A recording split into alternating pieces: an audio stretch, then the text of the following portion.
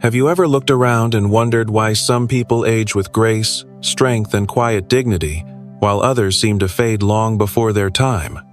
It's not just luck or good genes. There are certain things, simple things, that only a rare few can still do after 70. And if you're one of them, you may not even realize how special that makes you. This video isn't about tests or trophies. It's about recognizing the subtle signs, the ones society often overlooks, that show you're still living with independence, purpose, and quiet power. Because if you're over 70 and still doing the following 10 things, you're not just doing well, you're remarkably rare. Let's begin. Number 1. You can still take care of yourself without help. It might not seem like much to others, but being able to make your own bed, cook your own meals, and manage your daily routine without needing anyone's help, that's a quiet kind of power most people underestimate. There's something deeply dignified about waking up, stretching your limbs, and knowing that you don't need to wait for someone to come and get you out of bed. You move at your pace. You make your own coffee just the way you like it. You can go to the store, clean your kitchen, water your plants. No nurse, no family member hovering, no loss of privacy. That is freedom. And freedom, at this stage of life, is gold. Not everyone your age still has that. And if you do, you are among the rare few. But what's even more beautiful, you may not brag about it. You may not even talk about it. Because you've always just gotten on with things. It's not in your nature to make a fuss. But let this be your quiet applause. You are strong. You are capable. You are rare. It's not just about physical ability, it's about the confidence that comes from knowing, I can still take care of myself. That kind of independence keeps your spirit alive. And that spirit, more than anything, is what makes people admire you, even if they don't always say it out loud. Number 2, you don't need to rely on your children financially. There's a quiet kind of pride that comes with not needing to ask for help, especially when it comes to money. It's not that you wouldn't accept it if you truly needed it. It's that you've worked too hard, sacrificed too much, and planned too carefully to become a burden now. And maybe you've never said this out loud. But each time you pay your own bills, buy your own groceries, or fix something around the house without calling your kids, there's a small, steady voice inside that whispers, I've still got it. That's dignity. That's independence. And that's something many don't have anymore, not because they failed, but because life caught them off guard. Financial dependence can strain even the most loving families. Unspoken resentment builds. Parents feel guilty. Children feel overwhelmed. But if you've managed to hold on to your own income, your own home, your own choices, you've given your family a gift that goes far beyond money. You've given them peace. And you've given yourself something even greater. Freedom with no strings attached. No waiting. No explaining. No guilt. You decide how to spend your days and your dollars. In a world where many seniors feel overlooked or dependent, your financial self-sufficiency makes you stand taller. And it reminds everyone around you, age may slow the body, but it doesn't have to take away your power. Number 3, you still have a sharp mind and use it to protect yourself. You've seen a lot in your life, and that wisdom isn't just for show. It's your shield. These days, the world is louder, faster, and full of tricks. Scammers target the elderly more than ever. Sweet voices on the phone, free health checks, friendly experts, offering just a little too much help. And yet, here you are, still alert, still careful, still sharp enough to say, no thank you. That's rare. It's not just about memory or brain games.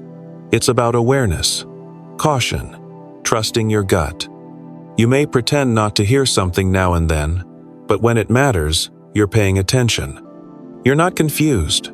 You're not vulnerable. You're not an easy target. And that matters more than people realize. Because when your mind is clear, your choices are yours. You don't just follow, you think. You question. You decide. That's power. While others might underestimate you, especially those who assume age equals weakness, Your sharpness is your quiet weapon. It protects not just your money, but your dignity, your independence, your story. You've lived too long, learned too much, to fall for cheap tricks. And that wisdom? That's what makes you one of the rare ones. Number 4. You've learned to let go of bitterness and keep a good mood. It's easy to carry pain as the years go by. Regrets pile up. People disappoint you. The world changes faster than feels comfortable. And sometimes, even your own family doesn't understand the weight you've quietly carried for decades. But if you've reached this point in life and still choose to greet each day with grace, with patience, with even a soft smile, you are extraordinary. You don't lash out. You don't cling to old grudges. You don't fill the room with complaints. Instead, you've learned the sacred art of letting go, not because life was always kind to you, but because you chose peace over poison. A good mood in old age isn't just a personality trait. It's a discipline, a decision. It means you've looked life straight in the eye and said, "You can bruise me, but I won't become bitter." And that, more than anything, is what makes you shine. Because people may forget what you've done or what you've owned, but they never forget how you made them feel. If you still bring warmth into a room, ease tension with a joke, or offer comfort without judgment, that's not just charm, that's deep strength. A joyful heart is a rare medicine. And if yours is still beating with kindness, despite everything, you are truly one of the rare ones. Number 5. You still enjoy learning new things. Curiosity is often seen as something for the young, but when it lingers into your 70s or 80s, it becomes something far more powerful. A sign of resilience, a sign of life. If you're still asking questions, still trying new things, even small ones like learning how to pay a bill online, using a smartphone app, or figuring out how to make a new dish, you're not just aging well. You're thriving. Most people your age were told to slow down or stay in their lane. But you never accepted that. You know that learning isn't just for school or work, it's a mindset. It keeps your brain sharp, your world expanding, and your confidence strong. Because every new skill you learn, no matter how small, is a declaration. I'm still growing, I'm still here. You don't need to study calculus or learn a new language. Sometimes, learning means watching a documentary that makes you think, or asking your grandchild to show you how to use their favorite app, or simply staying open to new ways of seeing the world. This openness, this willingness to adapt, is one of the rarest and most powerful traits of healthy aging. You haven't shut down. You haven't decided, "That's not for me." You've stayed curious, and in doing so, you've stayed young where it matters most. Number 6. You stay playful and have a hobby you love. Some people think growing old means growing serious, as if play is a luxury that ends when you retire. But the truth is, if you still have something that makes your eyes light up, your hands move with purpose, or your heart feel lighter, you've unlocked a secret most forget. Play isn't childish. It's life-giving. Whether it's gardening, painting, knitting, fishing, singing, writing, or even just solving puzzles. If you have a hobby you love, you are doing something profound. You are choosing joy. And more than that, you are claiming a piece of yourself that belongs only to you. In a stage of life where roles often revolve around being someone's grandparent, someone's patient, someone's burden, your hobby reminds you that you are still someone in your own right. Time disappears when you're doing something you love. Stress melts away. And often, that quiet moment with your hands in the soil or your brush on the canvas becomes the only place where your soul can breathe. That's why playful people live longer. Not just because their hearts are light, but because they remember how to create their own happiness without needing permission, company, or applause. So if you still play, still create, still explore what makes you smile, you're not wasting time. You're keeping your spirit young. And that's rare. That's powerful. Number 7. You can still offer support emotional, not just practical. As we grow older, there comes a moment when we realize we may not always be able to lift heavy things, run errands, or fix what's broken. But there's a different kind of strength that often grows in its place, one that doesn't fade with age. Emotional support. And if you're the kind of person who can sit quietly beside someone in pain, if you can listen without rushing to give advice, if your presence alone brings calm instead of tension, then you're offering something most families don't even realize they desperately need. You're the anchor. When your adult children call you during a hard week, not because they need something, but because your voice is grounding. When your grandchild opens up about something they've never told anyone, when you choose not to judge, not to scold, but simply to be there, that's the moment you become irreplaceable. You may not be the one fixing the sink or running the errands anymore, but you're holding something far more important: emotional stability in a world that often feels chaotic. And that support, steady, quiet, unconditional, doesn't show up on a calendar. It doesn't come with applause, but it builds families. It holds people together. If you still show up emotionally, even when you're tired, even when no one notices, you're doing something remarkable. You're not just aging well, you're holding your people up from the inside. Number 8. You maintain peaceful relationships with your adult children. Parenting doesn't end when your kids grow up, it just changes shape. And one of the greatest signs of wisdom in later life is learning how to let go without disappearing, to stay connected without controlling, to offer love without strings. It's not easy. There's a deep ache when your adult children seem distant, distracted, or unavailable.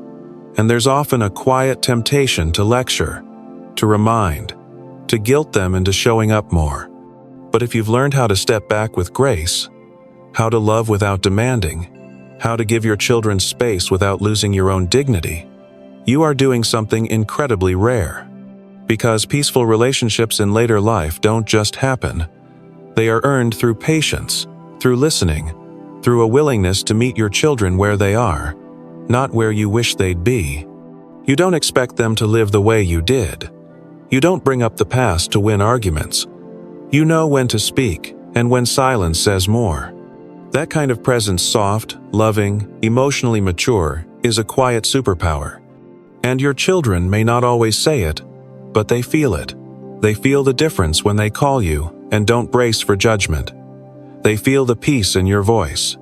They know deep down, I can just be myself here. If you've created that kind of space not through force, but through empathy and emotional intelligence, then you're not just a parent, you're a sanctuary. Number 9. You've built or kept one deep, loyal relationship.